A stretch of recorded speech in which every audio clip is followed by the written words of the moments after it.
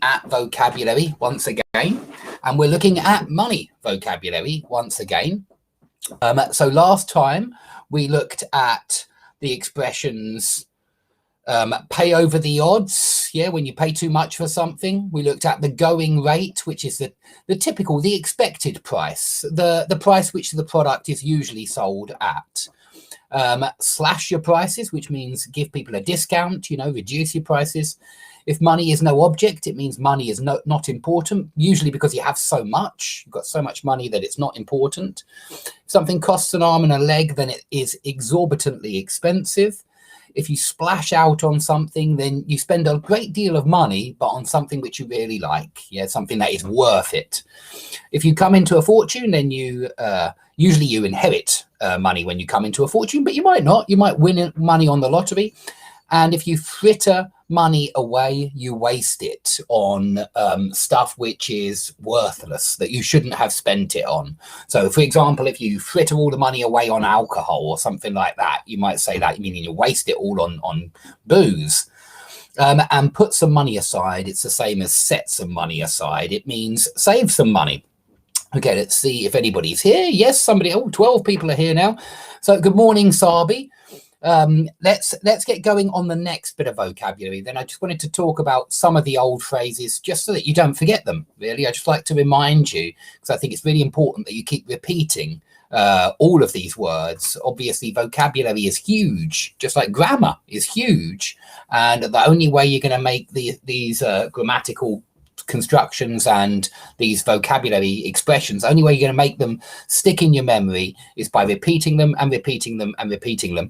So good morning, Susanna, and good morning, mysterious person. Okay, let's get cracking then. So here are the next ones. We've got Lisa talking to Ian. So what is Tony up to these days? I've heard on the grapevine that he has set up a new business. Is it true? Now, I want to quickly talk about up to, just because you will hear this quite often from natives. If somebody says to you, what are you up to? It means, what are you doing? That's all. That's all it means. It just means, what have you been up to? What are you doing? And we often use this just to mean, whatever kind of events you've been going to recently. So if somebody says to me, if somebody asks me, what have you been up to recently? I would tell them that I went to a poker night and I was very pleased because I won. Then on Saturday, I had some family come round to visit, and that was lovely. It was really nice. The kids always like seeing their auntie and uncle. And then on Sunday, we went to a friend's house, and that was lovely as well. The kids always have a great time round there because one of their mates is round there as well as one of our mates. And so that's what I'd say. I'd tell the person what I've been doing. Now, if you hear something on the grapevine, that means that you hear a rumor. You hear it as gossip, something like that, or as some kind of rumor. And so to hear something on the grapevine means to hear through your friends when they're chatting, when they're gossiping about what's going on. And so you've heard on the grapevine that somebody has set up a new business. Please remember that we use set up for start a new business. That can be quite useful. Okay. Good morning, Barkson. Good morning, Susanna. And I think I can quite unequivocally state that this is not Bible study. Anyway, let's get back to work. This is English study. Ian, yes, and by all accounts, he is raking it in. His company has very few overheads. He has to fork out a lot each month to rent the business premises, but there are virtually no other business expenses. A close friend of his called Tom chipped in half the starting capital, and he remains a silent partner in the firm. So if you are raking it in, it means you are making a lot of money. Now, I don't know if you're aware what a rake is, but you use a rake to rake up the leaves. You rake up the leaves, and that's another phrasal verb, to rake up, and it means to collect the leaves with a rake. I could go and get a rake. There's one just over there, but I'm not going to bother. But if you just type in RAKE into Google and put it on images, you'll immediately see what a rake is. And I have this image in my head. When you're raking it in, instead of leaves on the floor, there are £50 notes or £20 notes. And so you are raking in all that money. You're making loads of money. And that's what raking it in means. It means making huge profits. His company has very few overheads. So your overheads are the running costs of the business. So there's rent, for example, which is a running cost, but there's also electricity and wages for your workers, all sorts of things. They're all called overheads. He has to fork out a lot each month to rent the business premises. Now, fork out on is just like splash out on that we did last time. But splash out on means spend your money on something that you really like. And it's a lot of money. You spend a lot of money on something you really like. Fork out on means spend a lot of money on something that you don't like spending money on. Yeah, so nobody likes spending their money on their rent. Yeah, it's just something that you have to do, but nobody enjoys handing over that money. When you get yourself a lovely holiday or a brand new car, you splash out on it because you really like it. It gives you great pleasure. But when you pay your rent every month, you know, you're forking out your money on that, and it's because it's not pleasurable. Okay, but there are virtually no other business expenses. So your business expenses are the costs of running a business, just like overheads. Yeah, your expenses are the costs of running that business.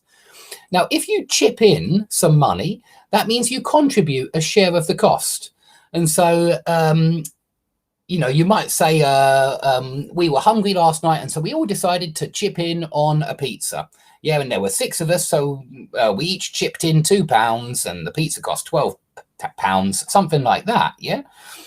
And he remains a silent partner. So a silent partner is a person who provides capital to the business, but doesn't run the business. Yeah, they're called a silent partner, just somebody who provides money, but not, they don't run it in any kind of way. Okay, so good morning to a few new people. Let me just make sure I say hello to everybody. I like to be polite nowadays. I'm trying to be polite. So good morning, Martina. Susanna, I've already said good morning to, and mysterious person also. Vitaly Slanov, good morning. No, I'm not meeting up for a drink. Thanks, Barkson, but thanks for the invitation, but no thanks. Thanks, but no thanks. Yeah. And good morning, Elmira. Okay, let's get back to business. So let's go through some more interesting expressions that we can use with money. And notice how many phrasal verbs we're going through. Yeah. And notice that go through is a phrasal verb. Phrasal verbs are everywhere. So it's almost the 31st of January, so we ought to sort out the tax returns. Now, if you don't know this phrasal verb, you're going to be confused a hell of a lot in England, because everybody uses sort out millions of times every day. Yeah, you can sort out anything. You can sort out your homework, you can sort out your visa, you can sort out tickets for the train, you can sort out your wedding arrangements, anything. Yeah, and it just means organize. So it's almost January the 31st, so it's the end of the tax year or whatever, or the deadline for taxes coming soon. So we really need to sort out the tax returns. Profits have skyrocketed recently. So please remember this word to skyrocket, which means to go up in value, or it means just to go up very, very quickly. Yeah, you think about a rocket going up. So if prices skyrocket, things have got much more expensive. If profits skyrocket, that's fantastic. You've made a lot more money. And remember the opposite, which is plummet. Yeah, plummet means fall or drop very, very quickly. So if profits have plummeted, that's bad for the business. It means you're making very little money. So remember to plummet and to skyrocket. Profits have skyrocketed recently, so I know we'll have to cough up much more than last year. Now, to cough up money means to pay money, but it's reluctantly pay. Remember that fork out on was reluctantly pay as well. So that's very, very similar. Fork out on is, you know, very similar to cough up, but I'd say cough up is slightly different because you cough up money, whereas you fork out on something like a new car, or, well, not usually that actually, but you fork out on your rent, you fork out on new clothes for your children, maybe, if you're not happy about buying them. But cough up is reluctantly pay, but you don't have the same object for this verb because you cough up money. Yeah, whereas you fork out on objects where you pay for them with money. So please see the difference there between the two. Even though they both mean reluctantly pay, they have different objects. One has money as an object, the other one has the thing which you actually buy. Also, the banks will call in some of the loans that we have taken out. Notice you take out a loan, okay? That's important because loans are important in money. A mortgage is a loan. Yeah, it's a loan that you get on your house. And so you want to know a lot of collocations with loans. We had pay off a loan or a debt before, which means completely pay it. But when the bank calls in a loan, it means it demands immediate repayment of that loan. And okay, that's all for that part. But Tom now talks and he says that's true. And what's more, we will need a much bigger office to cope with the extra workload. So we will be shelling out or forking out more money on business expenses. Perhaps we should put aside some savings. That's the same as set aside some savings in a separate account so that we are prepared for the extra costs. So once again, you've got shelling out, which is exactly the same as forking out on. Pay reluctantly. Yeah, so you're forking out more money on, so you do fork out money, but you fork out money on an object, yeah, whereas you just cough up money. You don't cough up on something, okay? In fact, that means, it means cough up on, so it's a different phrasal verb. Okay, so what I'm going to do is I'm going to put these questions, I'm going to take out some of those words, and I'm going to put these questions on my website, which is, of course, skype-lessons.com. Let's have a look. Let's write this down here for you all.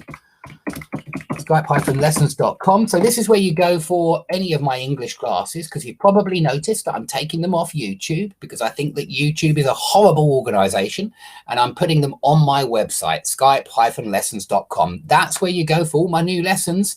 And if you don't like it, I'm sorry, you just have to find another YouTuber to go and follow, because I am no longer a YouTuber, or certainly not for English lessons anyway.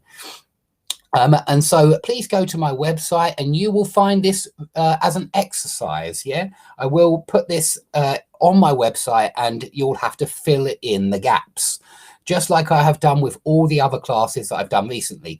This is a little what do they call it? A little preview of what we'll be doing in the future. You can see I've got plenty more material for money vocabulary, and then we've got crime vocabulary. So this is all coming in the future. And then I think there's another topic that I've written about after that as well. Good morning, David. I didn't see you there as well. Thanks for coming. And good morning, Seneca. So yeah, please do try to make it in the mornings for these classes. I'm going to keep trying to put up some kind of morning class every day this week. And so do come along every day this week if you'd like to. Come along in the mornings and we'll be doing these classes, of course. Yeah, that's pretty much all I've got to tell you. I suppose I could tell you I still sell my book. Yeah, Grammar in Theory and in Practice is still being sold. And so if you're interested in grammar, if you're a native as well and you're interested in grammar, this was actually written for natives, but it will work for TEFL students, of course, especially if they're upper intermediate or advanced level. And if you want a book for phrasal verbs, you saw a lot of phrasal verbs today. Well, visual phrasal verbs is still selling well. I'm still really happy with how many people are buying a copy. Usually people buy the PDF, but the physical copy is doing well as well. So you can get this on Amazon, or you can get it on my website. Yeah, you can get the PDFs on my website. Okay, so let's see what somebody's talking about. Spammers, you ought to be aware, I can't see it. You ought to be aware that it's doable to ban spammers here. They behave appropriately, thereby behave appropriately. Yeah, I mean, I'm too busy talking usually to ban anybody.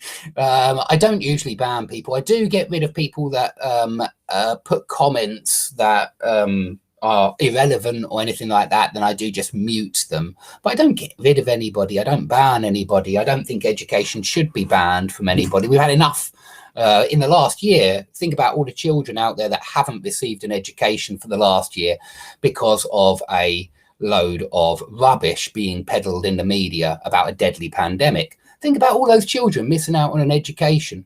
There are loads of them, unfortunately. I know I go on a lot about this, but it means a lot to me, education, as you probably noticed. And it means a lot to me. well, it's very important for me that people start to understand that they are being massively deceived by the authorities. Anyway, thanks everybody for coming. I think I'm going to do another class in a moment because I actually quite enjoy doing live online classes and I've got plenty of time this morning. So if you all come back in about 10 or 15 minutes, I'm in a good mood.